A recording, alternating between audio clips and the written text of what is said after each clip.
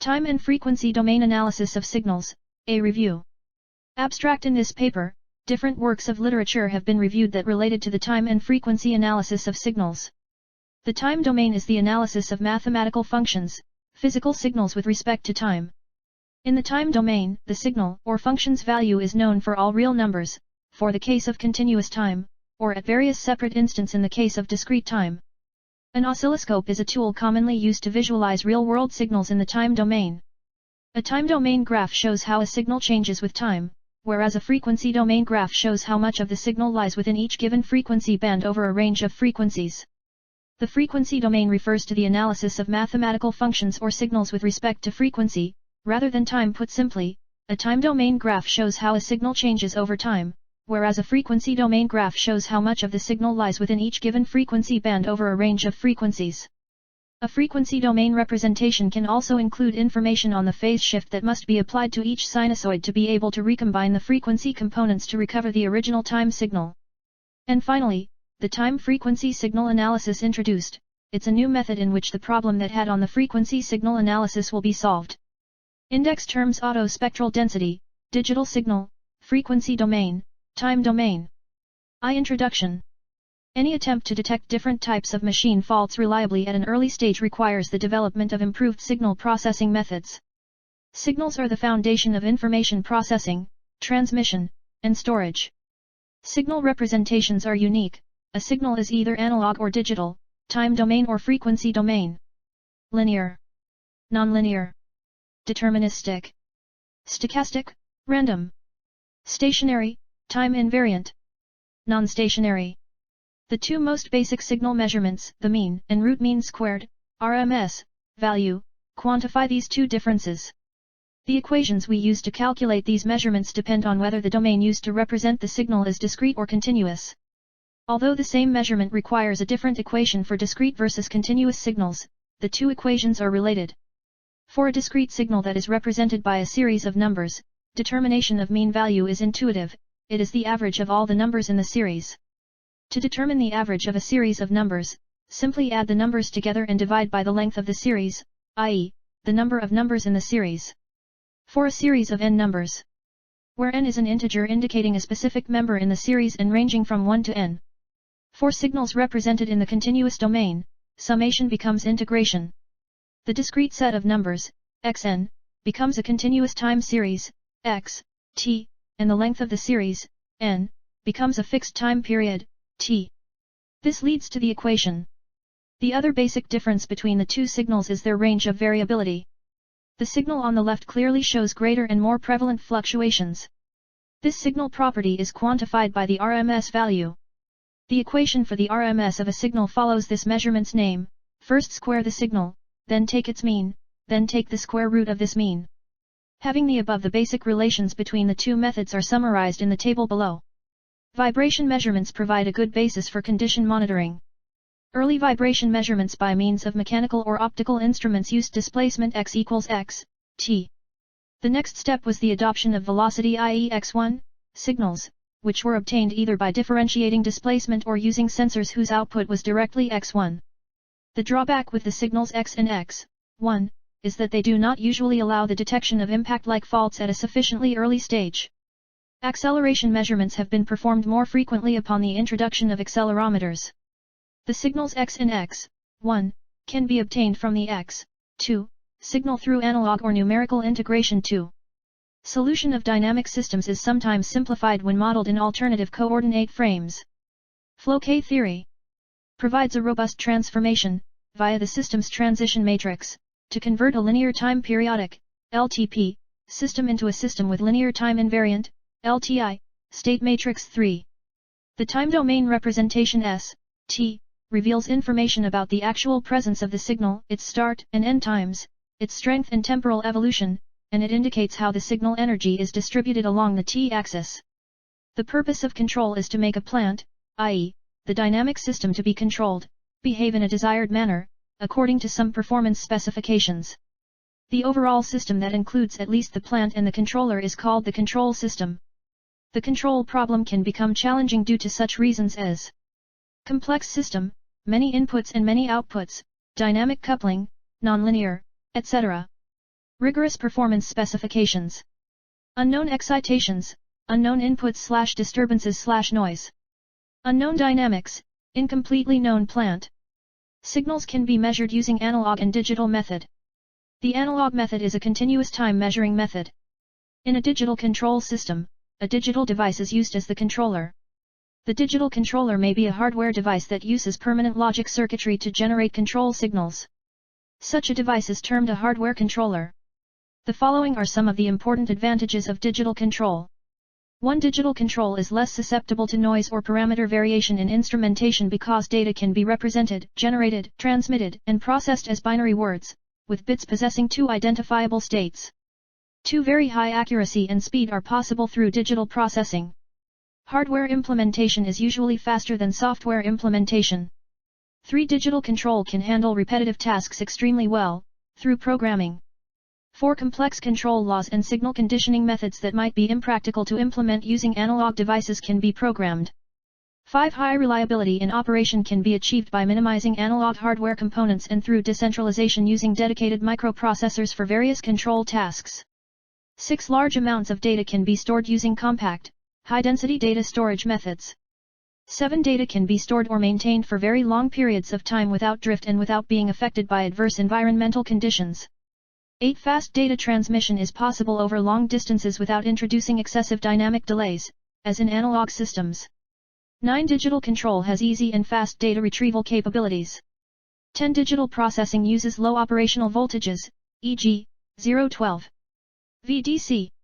11. Digital control is cost-effective. 2. Objective. The objective of this paper is to review the literatures that deals with time domain and frequency domain signals analysis of different systems and surmised the basic concept. 3. Significances of the vibration signal is analysis. The value of using the concepts of signal analysis and processing in situations outside, as well as within, the field of communications may best be illustrated by considering the types of problem to which they are conventionally applied. To represent an apparently complex signal waveform by a limited set of parameters which, although not necessarily describing that waveform completely, are sufficient for the task in hand, such as deciding whether or not the signal may be faithfully transmitted through a particular communication channel. Most important of all, careful analysis of a signal may often be used to learn something about the source which produced it. In other words, certain detailed characteristics of a signal which are not immediately apparent can often give important clues to the nature of the signal source, or to the type of processing which has occurred between that source and the point at which the signal is recorded or detected.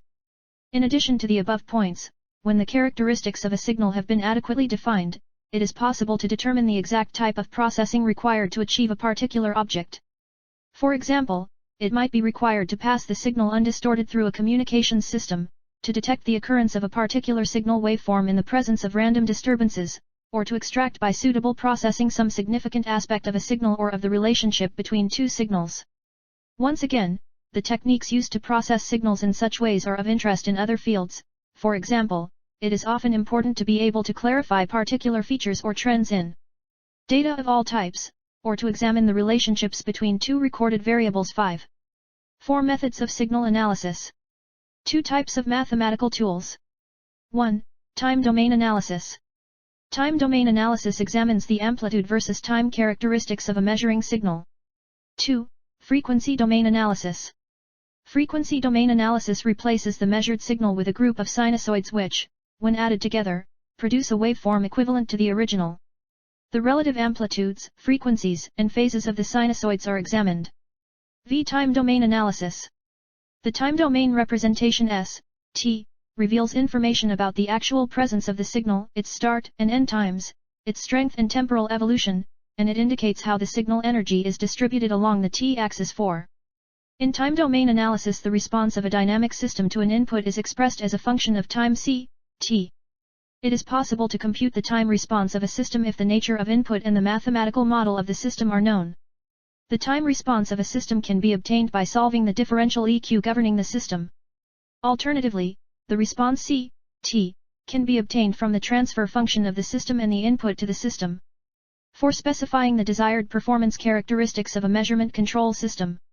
These characteristics of a system of any order may be specified in terms of transient response to a unit step input signal. The response of a second-order system for an input is time domain specifications. 1. Delay time, it is the time required for the response to reach 50% of the final value in first attempt. 2. Rise time, it is the time required to rise from 0 to 100% of the final value for the under-damped system. 3. Peak time, it is the time required for the response to reach the peak of time response or the peak overshoot. 4. Settling time, it is the time required for the response to reach and stay within a specified tolerance band, 2% or 5%, of its final value. 5. Peak overshoot, it is the normalized difference between the time response peak and the steady output and is defined as 6. Steady state error, it indicates the error between the actual output and desired output as t tends to infinity. 6. Frequency domain analysis. 3 major approaches for frequency domain characterization of time periodic networks have been outlined, mainly focusing on switched networks. Time domain characterization can also be performed in direct or indirect form, nonetheless, by these 3 approaches. Floquet method is primarily based on coordinate transformation of state space representation of a system while providing zero/pole characterization for stability and control design studies. Harmonic domain dynamic transfer function provides a dynamic transfer function that relates frequency content of input/output variables. Generalized transfer function permits to replace a sampled signal by a synthetic continuous signal. Poles in S and Z domain are readily available. Though the main direction of analysis depends on the establishment of input-output relationships among different components, still none of the approaches lends itself easily to application. Finally, it is worth noting that analysis of periodic systems is still an active area of research that requires further attention. 3. The Fourier Theorem indicates that, under some conditions, any bounded signal can be written as a weighted sum of sines and cosines, or complex exponentials, at different frequencies f.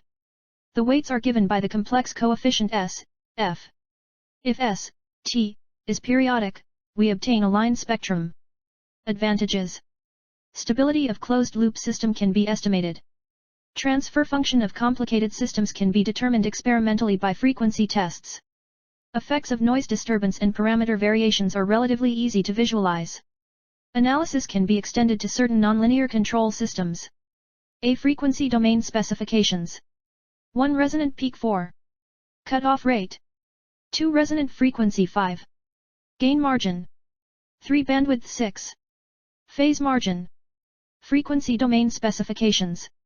1. Resonant peak maximum value of the closed-loop transfer function. 2. Resonant frequency at which resonant peak occurs. 3. Bandwidth range of frequencies for which the system normalized gain is more than -3 dB. 4. Cutoff rate, it is the slope of the log magnitude curve near the cutoff frequency. 5. Gain margin, the value of gain to be added to system in order to bring the system to the verge of instability. 6. Phase margin, additional phase lag to be added at the gain crossover frequency in order to bring the system to the verge of instability. B. Frequency response plots. Frequency domain analysis of a system can be carried either analytically or graphically. The various graphical techniques are 1. Bode plot 3. Nichols plot. 2. Polar plot 4. M and N circles. Frequency response plots are used to determine the frequency domain specifications, to study the stability of the system. 7. Time frequency signal analysis. The time domain and the frequency domain are 2 modes used to analyze data. Both time domain analysis and frequency domain analysis are widely used in electronics, acoustics, telecommunications, and many other fields. Frequency domain analysis is used in conditions where processes such as filtering, amplifying, and mixing are required. Time domain analysis gives the behavior of the signal over time. This allows predictions and regression models for the signal. Frequency domain analysis is very useful in creating desired wave patterns, such as binary bit patterns of a computer. Time domain analysis is used to understand data sent in such bit patterns over time. Time frequency analysis identifies the time at which various signals' frequencies are present, usually by calculating a spectrum at regular intervals of time. The consideration of non-stationary signals requires an assortment of analysis tools. Many scientific and technical activates are interested on such, for medical purpose, for earthquake study, for machine maintenance, for astronomy, etc. Time-varying signals may be transformed to the frequency domain by using various transformations. Fourier transformation is suitable if the signal is stationary and frequency components do not change with time. But real-world signals like brain and speech signals change with time. These signals can be analyzed using sliding window-based Fourier transformation methods by choosing an appropriate window size and overlapping successive sliding windows. The uncertainty principle limits resolutions related to time and frequency in a constant size window. Wavelet transformation is suitable to analyze such signals.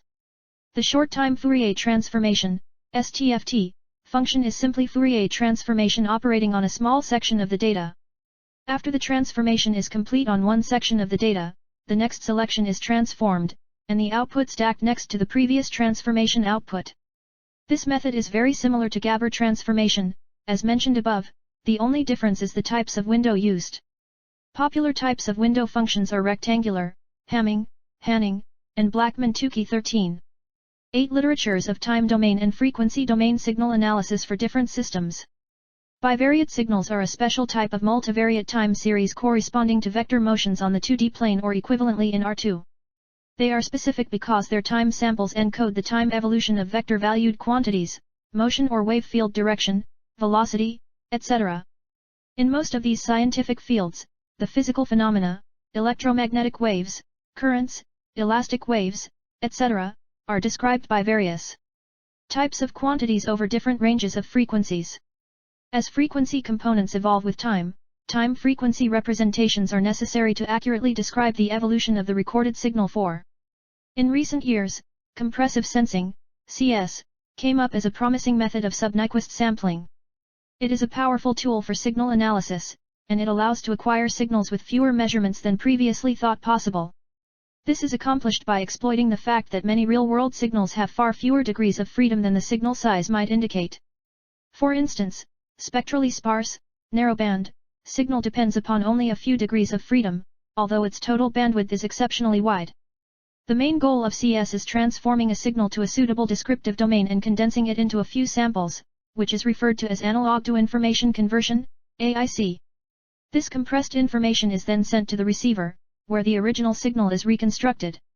No information loss and exact reconstruction is theoretically possible with CS, with high potential compression ratios 6. Analog-to-information conversion. Conventional ADCs acquire signal samples at equidistant time instants, according to the Nyquist sampling theorem. With signals highly sparse at a certain domain, such sampling means great redundancy in acquired data, since the amount of information contained within a sparse signal is limited. AIC exploits this fact, and only takes a limited number of samples, sufficient to represent the information content. High-bandwidth sparse signals can be precisely measured by time-equivalent sampling as well, and reconstructed by a very simple algorithm. This approach however relies on the signal being stationary for a prolonged time period. CS employs different sampling and reconstruction strategies and in general does not require the measured signal to be stationary. Reconstruction. At the receiving end of CS framework, the information signal E, and both bases and F are known. The only unknown required for reconstruction O is if A was a square matrix, which would mean applying conventional Nyquist sampling. The problem could be solved simply by inverting A. But since A is a rectangular matrix, it cannot be simply inverted, and an undetermined system of M equations and L unknowns is to be solved. Here the importance of sparsity turns out, because based on this requirement a unique solution can be found.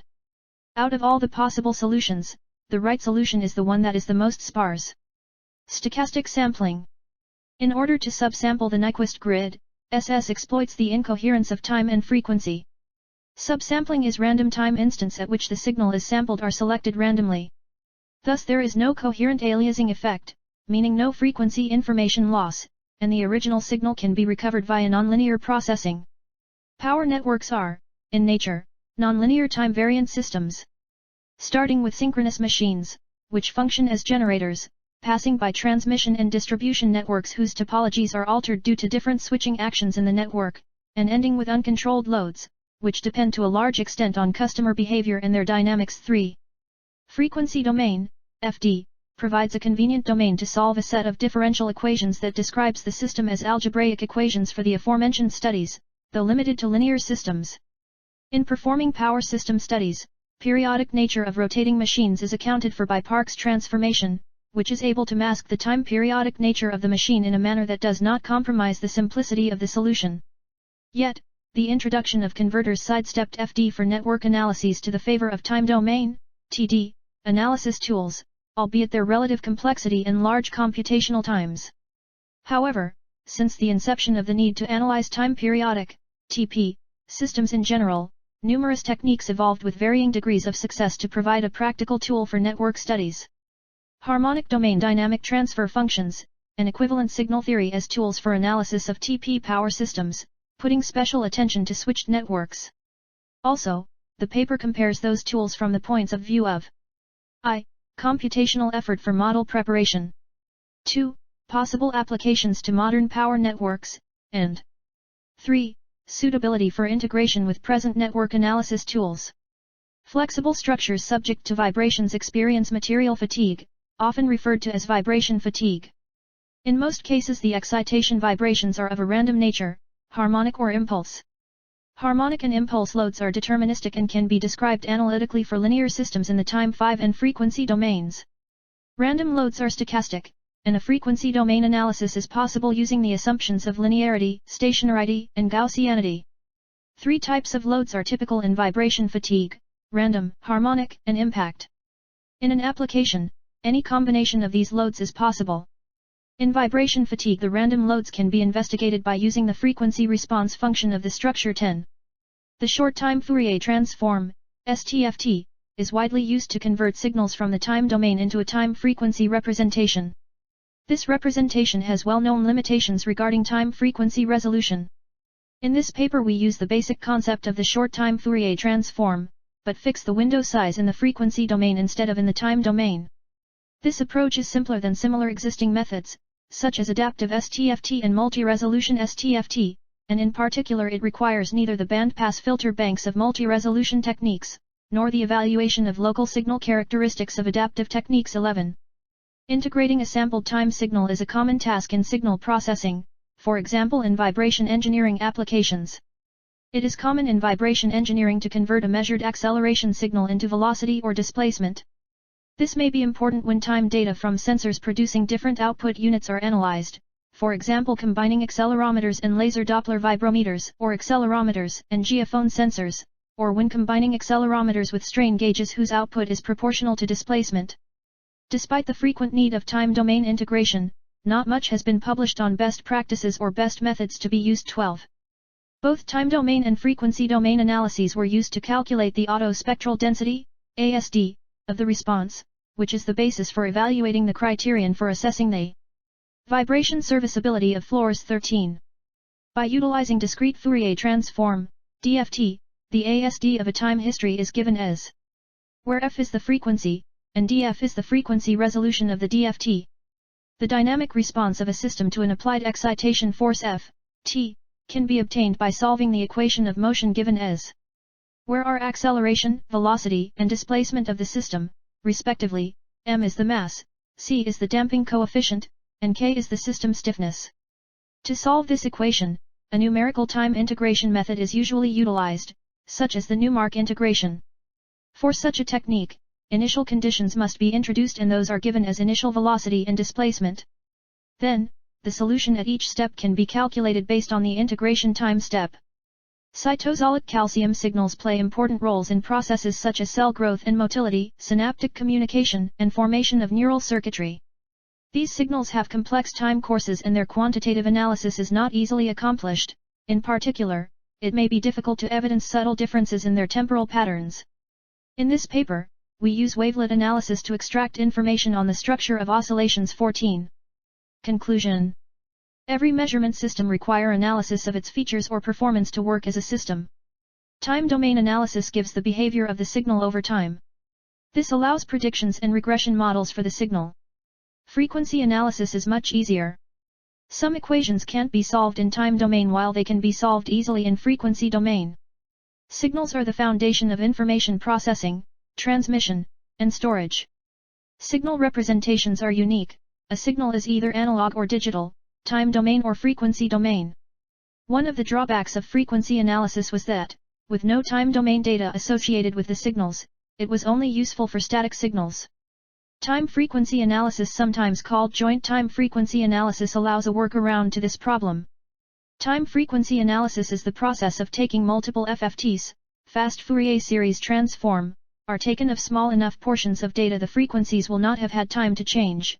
These FFTs can then be combined to see how the power spectrum of the signal change over time.